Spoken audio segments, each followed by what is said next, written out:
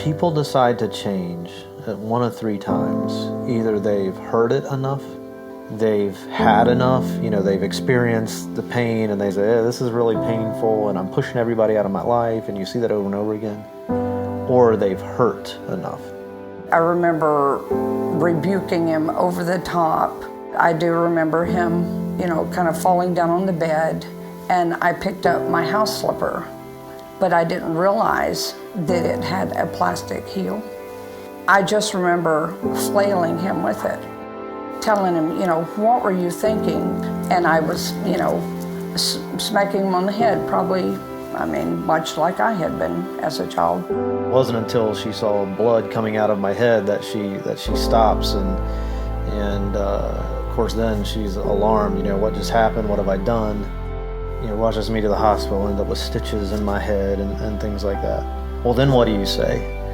What do you tell the doctor happened? What do you tell other people that happened? And all these things start going through my head. Am I going to lose my parents? Are they going to lose me? All these things you go through, and it just really felt like for me, one mess after another, one low after another. As hard as I would try to problem solve around the situations, I just never got it right, and the abuse continued. I think in a lot of cases, he became a scapegoat for a lot that went on. I had a lot of anger that I didn't realize then. And when I stopped, it was like I woke up, what was I doing? What did I just do? There's not a whole lot that I could have done as a kid to keep the abuse from happening. It's part of my story, it's part of my journey. I don't know that I could change that. Some of the experiences that he had with abuse, obviously those were pain points, and they communicated things to him that he's carried with him. But I remember making the decision, or at least trying to make the decision, that I can spend the rest of my life frustrated about this, or I can learn to value and appreciate what this is doing in my life and how it's shaping me as a person. I became a problem solver as a kid, so everything I did was a problem solve around things. In fact, I became such a good problem solver. I learned how to solve problems that weren't yet problems. Early in my career, I was working in higher ed. I was brought into an organization.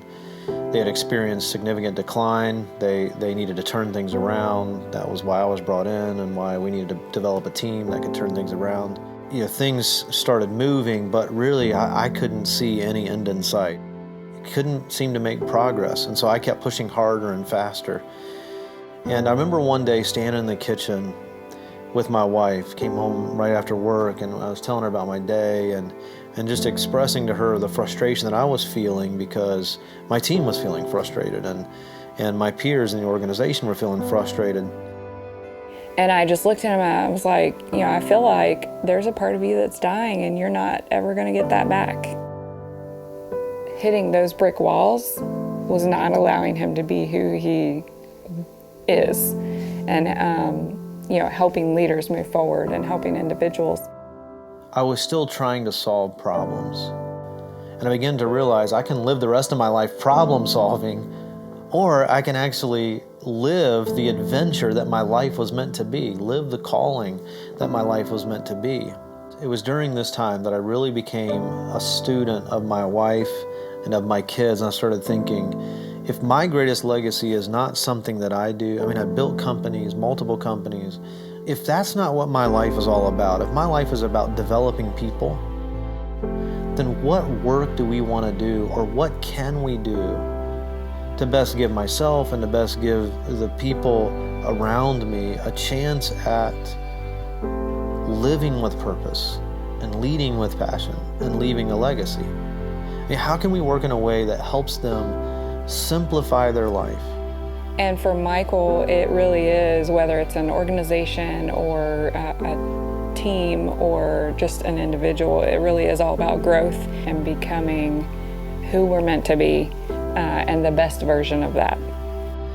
And what I began to realize is that the mess that we had experienced as a couple, and for me and my work, And the mess that I had experienced as in adolescence and in early adulthood, and the mess and the pain that I had experienced as a child, was really becoming the message. At Guidestone, we're helping people find healing, and we're helping them find hope for the future. We want to see them be able to simplify their life, work, and leadership. In fact, everything that we do is to help people live with purpose, lead with passion, and leave a legacy. Guidestone is different from any other place because you're taking a group of individuals who believe in the coaching and the counseling side, and we're putting it together. We've all been down the road of struggle in our work life, in our personal life. We know what it feels like. We've experienced the pain, and we've come out on the other side. And now we're willing and we're ready to help everybody else who's ready to do the same thing. And even though there are things in my childhood that I wouldn't wish on any other person, and there are things that I experienced as a leader in businesses and in organizations, I wouldn't go back and change it. Because all of those things are what led us to the point today where we're able to help people get the help they need. At times, even if they can't pay for it. The mess has become the message.